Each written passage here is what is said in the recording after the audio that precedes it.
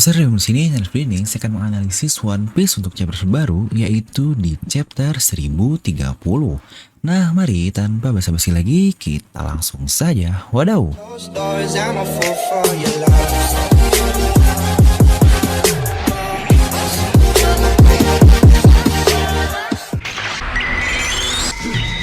Nah, seperti biasa, sebelum lanjut ke video ini jangan lupa untuk subscribe dan juga nyalakan bel notifikasinya ya. Karena kalian tidak akan tertinggal informasi menarik seputar One Piece hanya di channel Devil Nomi. Saya pastikan sebelum kalian komen atau apapun, kalian menonton video ini sampai habis, jadi tidak ada informasi yang miss dan juga yang setengah-setengah. Nah, seperti biasa lah ya, kali ini kita akan membongkar tuntas One Piece untuk chapter yang terbaru. Dimana kita akan menganalisis apa aja sih hal menarik yang mungkin miss dari bacaan kita saat review biasa. Di sini kita akan langsung masuk saja ya untuk membahas isi dari analisis di chapter kali ini. Dan karena tidak ada hal menarik dari request yang berisi Brook dengan para semut ini, jadi kita langsung masuk ke cerita chapternya saja. Jadi dari pertarungan yang sudah cukup lama di area panggung tersebut, luka yang diterima oleh X-Drake dan Apo ternyata cuma segitu doang. Wah, kayak kurang aja nih, padahal sudah cukup lama juga mereka seharusnya bertarung. Tapi yang paling menarik adalah ketiga numbers yang kita lihat di sini. Mereka tampak lebih well design lah dan lebih kuat dibandingkan para numbers culun yang sudah kita lihat sebelumnya itu. Apa? Karena mereka ini numbers untuk nomor 1, 2, dan 3. Yang notabene sebagai numbers pertama lah di bajak laut Kaido ini, yang jika dari total seharusnya ada 10 buah numbers. Dimana untuk satu ini ada yang bermuka panjang lah, yang satu bermuka lebar, dan di tengah ini yang paling mirip dengan Owars yang sebenarnya. Tiga orang ini kok bisa jadi kepikiran ya samurai-samurai teman Yamato di flashbacknya itu. Yang notabene jumlahnya pun sama-sama ada 3 orang. Satu yang panjang mirip juga, dua yang bulat mirip juga, tapi mungkin akan sangat kejam sekali sih jika ternyata yang tengah ini adalah ayah dari Zoro atau Orochimaru. Wah, ini sih bakal makin parah. Tapi jika tiga samurai yang menentang Kaido dulu itu dia jadikan eksperimen pertama, ini sangat make sense sekali. Atau bukankah kejadian flashback itu terjadi 20 tahun yang lalu? Jadi waktunya akan sangat cukup sekali jika ketiga samurai yang menentang Kaido akhirnya dia jadikan eksperimen sebagai numbers ini. Serta jika kita kembali ke konsep pengkhianatan yang sudah pernah saya bahas di video review lalu, di antara keduanya lah Apo atau juga X-Drake, saya merasa jika X-Drake ini ditipu oleh Apo terkait hal kerjasama singkat yang dia bilang itulah. Atau mereka akhirnya berada di sebuah ruangan yang diisi oleh para numbers. Dan numbers juga mereka ini berada di bawah perintah dari Apo. Jadi ini sudah seperti 4 lawan 1 lah untuk X-Drake ini. Yang sejujurnya saya juga senang sih jika X-Drake ini ternyata memang sekuat itu dan berhasil menang melawan mereka semua, Apo plus 3 numbers yang ada. Atau bukankah apapun sudah pernah terluka apalagi ketika disabet oleh Babang Zoro. Dan yang kedua juga kita melihat ketika X-Drake meng-KO salah satu numbers hanya one hit saja. Jadi itu seharusnya bukanlah masalah lah bagi X-Drake ini untuk dapat mengalahkan mereka. Lanjut, serta kalau dari plot yang udah bangun lagi sih, jangan-jangan emang Kiku dan Kinemon akan dibuat hidup kembali. Alias ya tidak akan matilah di arc ini. Ya walaupun padahal dari sisi plotting atau storynya kematian dari Kiku ini sudah sangat oke sekali. Terutama dengan kata-katanya ketika dia mati membawa-bawa daun lagi lah atau juga yang lain-lain, itu sudah sangat epic sekali. Bahkan dia bilang sendiri jika salju pun akhirnya meleleh itu berarti sudah dekat sekali dengan datangnya Fajar. Wah, ini sih sudah pas sekali dengan sebutan Kiku sebagai The Lingering Snow. Ternyata jika dia nggak jadi mati sih ya bakal kurang aja gitu speechnya yang dia katakan. Tapi untuk Kinemon sebenarnya saya juga tidak yakin sih dia akan mati dengan cara seperti itu. Setidaknya dia ini masih ada peran lah untuk membimbing Momonosuke. Di sini dengan cara potongan tubuhnya itu belum tersambung secara sempurna. Waduh, keberuntungan Kinemon ternyata masih belum habis ya. Padahal dulu dia hoki banget ketika membuat tempat perjanjian dengan para samurai yang lainnya. Sekarang hoki lagi. Aduh, masih belum habis. Tapi yang lebih parah di sini adalah ternyata Kanjuro masih diberi peran lagi oleh Oda Sensei. Lagi-lagi dari speech sebelumnya yang dia katakan yang menurut saya sangat keren terkait dia yang bilang perannya diakhiri oleh teman terdekatnya yaitu Kinemon. Di sini masih diberi peran lagi. Sebelumnya juga dia sudah bilang jika mungkin itu adalah pertarungan terakhirnya karena dia sudah terluka cukup parah. Sekarang dia lagi-lagi ngomong yang sama, bahwa dia sekarang berada di nafas terakhirnya, yang lagi-lagi kapan sih nafas terakhir yang sebenarnya itu. Tapi sepertinya yang mau Oda bangun dari plot ini adalah ya dihubungkan dengan judul yang dia buatlah, Impermanence of All Things, yang diambil dari kisah Heiki, di mana katanya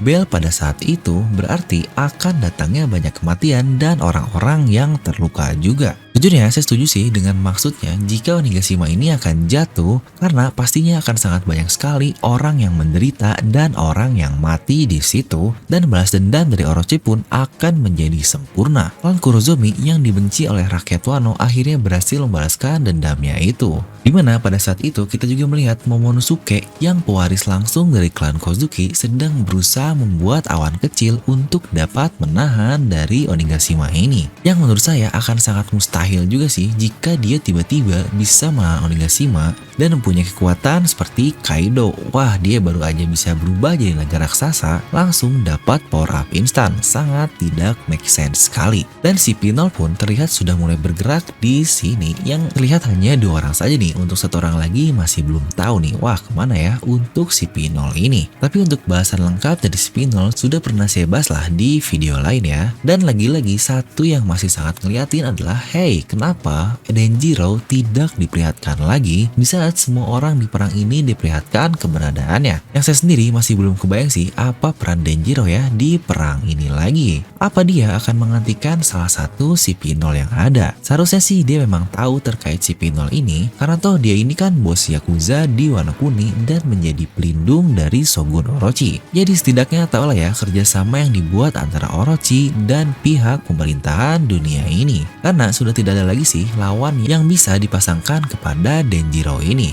Bahkan Kawamatsu pun salah satu samurai terkuat Oden juga belum ditemukan lawan yang cocoknya. 2 karakter yang di-build up sangat baik oleh Oda, masa lawan Kroco Kaido doang nih. Wah, kurang banget. Dan yang terjadi lagi adalah di sini time limit dari time limit yang sebenarnya terkait siapakah yang akan lebih dulu sampai ke gudang senjata api dari Kanjuro atau Yamato. Karena dari kelihatannya Yamato ini masih sangat jauh sekali untuk sampai ke lokasi gudang yang terletak di dasar dari Onigashima inilah, yang dia baru saja masuk ke pintu depan dari kastil Onigashima. Dan sekarang jika kita membahas tentang awak kening buah iblis nih, akhirnya terkonfirm ya di sini kalau awak kening dari buah iblis itu sangatlah unik, atau mungkin dapat kita bilang berbeda-beda lah, terutama untuk bentukan yang ada. Yang lagi-lagi semua awak kening yang kita tahu itu semuanya hanya di tipe Paramecia saja. Ya setidaknya itu yang sudah terkonfirmasi lah ya. Untuk logia seperti Aokiji atau Akainu memang masih belum terkonfirmasi, walaupun sepertinya mereka pun sudah bisa. Dimana untuk Paramecia sebelumnya yaitu Doflamingo dan Katakuri, mereka ini tipe crit ya. Untuk tipe Paramecianya, makanya untuk perubahannya awak keningnya mengubah daerah sekitarnya menjadi substansi buah iblis mereka ini. Dan sebenarnya ketika waktu itu juga langsung banyak nih yang berteori jika Luffy juga awak keningnya nanti dapat mengubah daerah sekitarnya menjadi karet, yang menurut saya kayak waduh, buat apaan Luffy ngubah daerah sekitarnya menjadi karet? Karena untuk konsepnya saja menurut saya sudah sangat berbeda. Mungkin buat yang udah nonton video saya terkait bentukan buah iblis bakal ngerti lah ya kalau Paramecia sendiri dibagi menjadi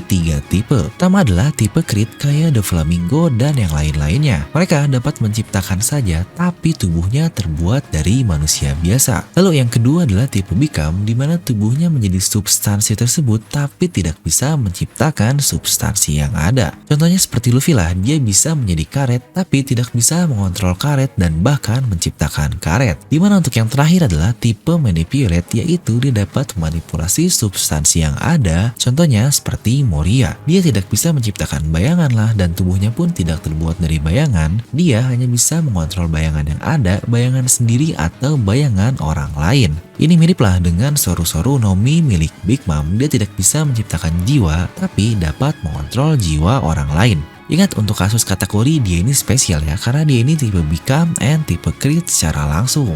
Yang itu samalah seperti kit, di mana kit ini tubuhnya tidak terbuat dari magnet atau dia dapat menciptakan magnet itu sendiri, melainkan dia dapat memanipulasi dan mengontrol bahan-bahan metal atau magnet yang ada di sekitarnya itu agar dapat dia kendalikan sesuka hati. Intinya dia tidak dapat menciptakan metal yang langsung berbentuk seperti itu, tapi dia mengontrol metal-metal yang ada seperti senjata orang lain untuk dapat dia kontrol atau dapat dia manipulasi lah. Makanya saya bilang kit ini adalah paramecia tipe manipulate, yang makanya awak keningnya menurut saya sangatlah masuk akal sekali untuk tipe manipulate milik kit ini. Dia bisa memanipulasi magnet sehingga ditransfer ke tubuh orang lain. Untuk kasus ini adalah dia mentransfer magnet ke tubuh Big Mom. Makanya Big Mom ini menjadi sebuah magnet raksasa yang menyedot bahan magnet di sekitarnya itu. Konsepnya masih sangat masuk akal sekali. Dan lalu untuk Torao atau Lau, dia ini termasuk tipe crit, yaitu OP-Nomi dapat membuat suatu ruangan atau room lah yang membuatnya bisa mengoperasi musuhnya sesuka hatinya. Karena sangat aneh nih jika tipe crit seperti Lau ini dia mengubah daerah sekitarnya menjadi OP.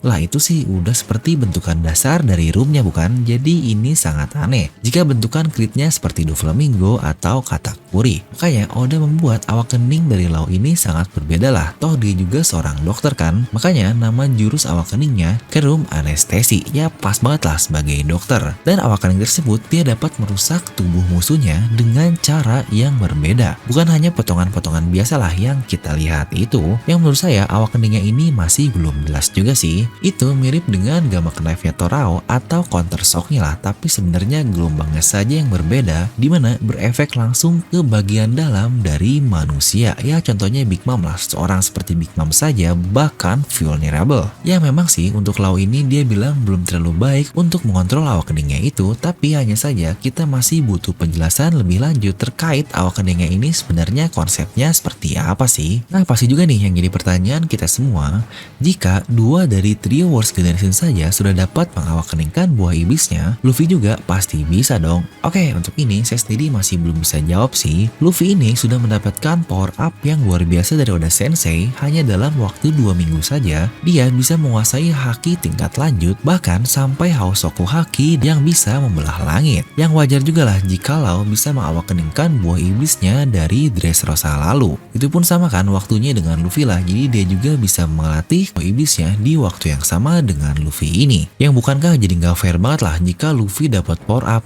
masa orang yang lain tidak mendapatkan apa-apa. Ini itu sudah sangat timpang sekali lah untuk seorang karakter utama. Makanya jika Luffy pun bisa mengawakkan buah iblisnya, menurut saya itu agak cukup berlebihan sih untuk power up Luffy ini. Tapi ya nggak tahu lah ya apakah ada hubungannya dengan Gear 5 lagi atau tidak. Tapi saya sendiri lebih suka konsepnya jika misah nanti ada Gear 5 dan juga ada awak kening. Tapi jika Luffy punya awak kening pun, menurut saya bentukannya akan berbeda dengan semua awak kening yang ada. Pertama, Luffy ini tipe Become yang beda dengan tipe Crit atau Manipulate yang awak keningnya sudah kita tahu. Jadi dari prediksi saya, awak kening dari Luffy ini pasti akan meningkatkan kemampuan karet di tubuhnya ke bentukan yang sangat berbeda sekali. Entah karetnya jadi jauh lebih kuat lah atau bahkan jadi semi liquid. Tapi untuk mengubah daerah sekitarnya menjadi karet sepertinya tidak akan mungkin seperti itu ya, karena akan menjadi sangat aneh sekali.